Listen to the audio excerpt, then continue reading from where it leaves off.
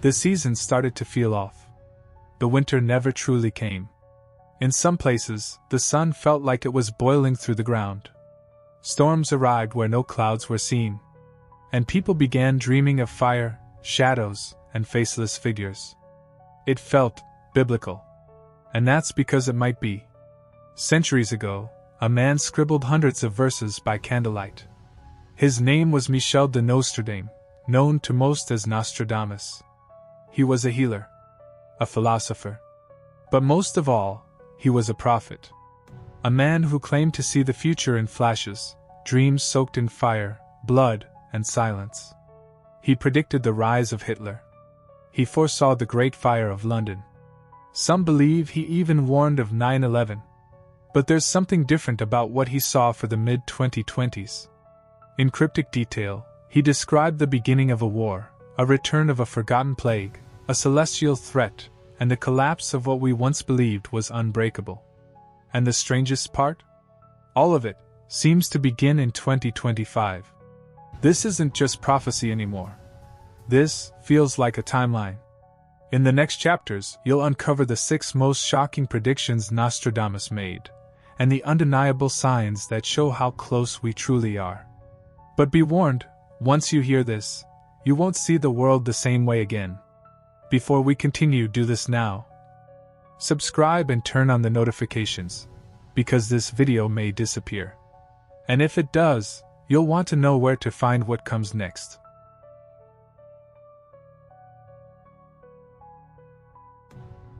In the year of the great number 7, from the sky shall come a great king of terror. Fire and war shall descend from the east, and the west shall fall in silence. Nostradamus, Century X, Quatrain 72.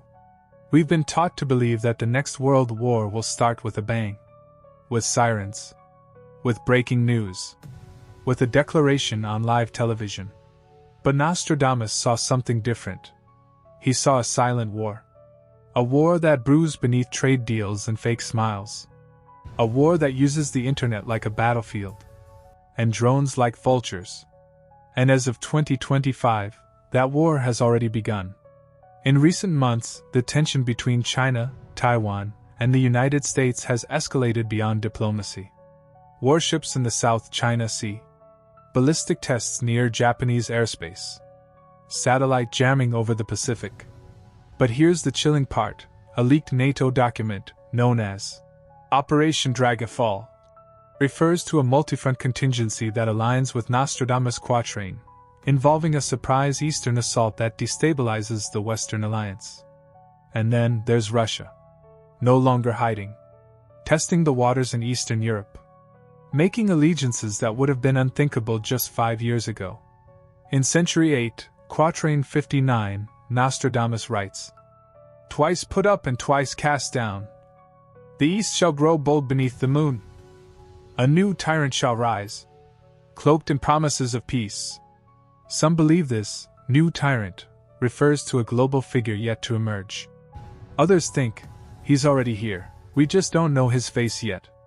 And while we scroll through social media, distracted by trends and scandals, a network of nations is preparing in silence.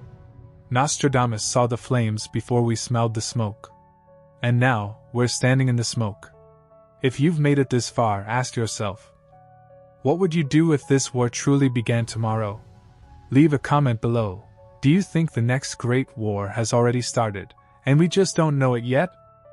The rich shall feast while the poor devour dust. The great city will fall by coin, not sword. Markets will tremble, and gold shall be worth less than bread. Nostradamus, Century 6, Quatrain 25. Most people fear war. But Nostradamus feared something even more dangerous, economic collapse. Not sudden, not loud, but slow, corrosive, and devastating. And in 2025, the signs are everywhere. Inflation is no longer just a number on a chart, it's a thief at your table. Housing markets across Europe and North America are shattering under pressure. Argentina faces 200% inflation. Germany, the economic engine of Europe, is seeing protests in the streets. The US dollar? Devalued in silence. And Nostradamus foresaw this fracture, not caused by war, but by greed, and the failure of empires to listen. The people will rise, the leaders shall vanish. Currency will become paper, and famine will strike without warning. Century 9, Quatrain 82. This isn't just about money. It's about control. Digital currencies are replacing cash. Banks are failing quietly, merging behind closed doors. Global debt has surpassed $300 trillion, and no one has a plan. But Nostradamus did. He predicted that after the collapse, there would come a false savior, someone who promises to rebuild the world economy, but at the cost of freedom. A single currency. A single authority. A new order, not elected, but accepted, out of desperation. And it begins with the silence we're in right now. The shelves still have food. The lights are still on. But the system is already bleeding. In the Isles of the Crown, a great sickness shall rise once more. Flesh will rot without wound, and men will flee from the breath of their own children. Nostradamus, Century 8, Quatrain 12. Wars make headlines. But what Nostradamus feared couldn't be seen. It didn't wear uniforms or carry weapons. It came quietly. In the air. In the water. On the skin. He called it the Forgotten Plague. And in 2025, we may already be watching its return.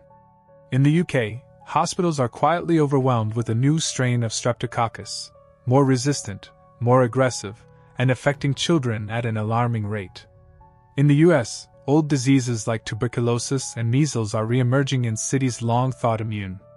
And in South America, something darker is spreading through rural villages, a fever that destroys red blood cells faster than doctors can diagnose it. Some say it's mutation. Others believe it's the consequence of unnatural tampering in laboratories built far from public eyes. And Nostradamus' prophecy becomes terrifyingly clear. The doctors will fall before the healers. Masks shall cover more than mouths. And the breath of the sick shall travel farther than war. Century V, Quatrain 44. This plague isn't just medical. It's spiritual. People speak of waking up with black spots on their arms. Of vivid dreams of drowning in dust. Of whispers in hospitals when no one else is there. Whatever this is, it's not done. It's only evolving. And we're not ready. The sky will burn at 45 degrees. Fire approaches the great new city. In an instant, a great scattered flame. The end draws near, and none shall name its source. Nostradamus, Century 6, Quatrain 97. There's something about the sky that humbles us. We look up and feel small. But Nostradamus warned, the sky will one day look back. He called it the Great Flame with no name. And now, in 2025, that flame may already be on its way. In 2024, NASA confirmed the trajectory of a near-Earth object named Apophis, a 370-meter asteroid initially labeled as low risk. But recent recalculations show a strange fluctuation in its orbit, one they haven't fully explained. At the same time, reports flood in from rural regions. Unexplained sky flashes in Argentina. Thundering sounds in Mongolia. And in Spain, a shepherd swears he saw the stars moving like eyes. This isn't science fiction. It's cosmic warning. The stars shall fall, not by gravity, but by command. And it shall strike where the earth bleeds fire. Century 2, Quatrain 62. What does that mean? Some say a volcanic eruption will coincide with a celestial event. Others believe the prophecy speaks of a government-controlled object, cloaked as a natural disaster. And as crazy as it sounds, NASA's Project DART, which intentionally crashed a spacecraft into an asteroid, proved one thing. We can now push space rocks. But if we can do that, so can someone else. And here's the terrifying part. We may not know the truth until the moment it hits. The Great One shall come in golden robes, offering peace where war once burned. But beneath his tongue lies poison, and under his hand chains. Nostradamus, Century 3, Quatrain 81. After fire, famine, and disease, people don't look for answers. They look for someone to follow. Nostradamus warned of a man who would rise not from strength, but from desperation. A figure clothed in mercy. A voice calm like a preacher. A face that promises salvation. But behind it all, control. This man, Nostradamus wrote, would rise from the ruins of a great crisis. He would offer a unified currency, a world peace treaty, and even a global healing initiative. The world would applaud him. But only for a moment. The eagle shall kneel, the bear shall bow, and the serpent shall wear a crown. One world, one word, one will. Century 7, Quatrain 44.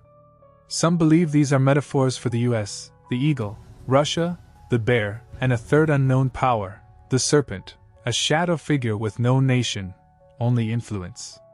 And the scariest part? This figure may not be a president or a king. He might be a technocrat, a CEO of thought, a symbolic leader that emerges not from election, but from a broken algorithm. What if the savior comes from your screen? Facial recognition, digital IDs, artificial empathy, and all of it accepted because it feels safe. He shall ask for nothing, but own everything. Nostradamus didn't say how to stop him, but he warned us to recognize him before it's too late. In the years of dust and fire, a healer shall rise without hands. He shall cure what was once incurable, but take the soul in return. Nostradamus, Century 4, Quatrain 9. Not all of Nostradamus' visions were death and doom. Some were strangely hopeful. He spoke of a time when diseases would vanish, wounds would close overnight, and aging could be reversed.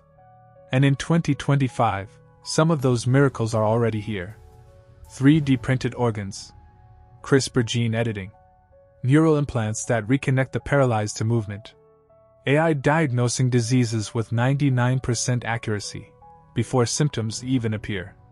But here's the question Nostradamus forces us to ask. At what cost?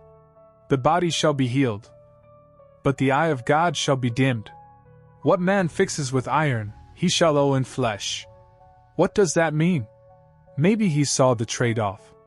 The illusion of healing that hides something deeper. Digital immortality? Genetic perfection? Or worse, a system where only the compliant are allowed to heal. Some believe Nostradamus predicted not just the science, but the spiritual trap behind it. The idea that healing will come. But it will come from a new priesthood of code and silicon, not faith. And instead of a miracle, it's a transaction. You'll live longer, but you'll never truly be free. Because every pill comes with a contract. Every cure, with a condition. You've heard it all. The war that's no longer coming, but already begun. The collapse we feel at the grocery store, the hospital, the gas station. The fire in the sky. The plague with no face. The false savior. And the healing that might just be a leash. But now you must ask yourself the hardest question of all. Was this ever really a warning? Or was it an invitation? Nostradamus never asked us to live in fear. He didn't write these verses to terrify us. He wrote them so we would notice. So we would question. So we could decide. Because in the end, the apocalypse isn't something that happens to the world. It's something that happens inside us, when we trade truth for comfort, silence for survival, and freedom for protection. And now, as 2025 unfolds, you have a choice. Keep scrolling. Keep sleeping. Keep hoping they have it all under control. Or, wake up. Prepare. Connect. Because this world isn't ending. It's transforming. And only those who pay attention will rise with it.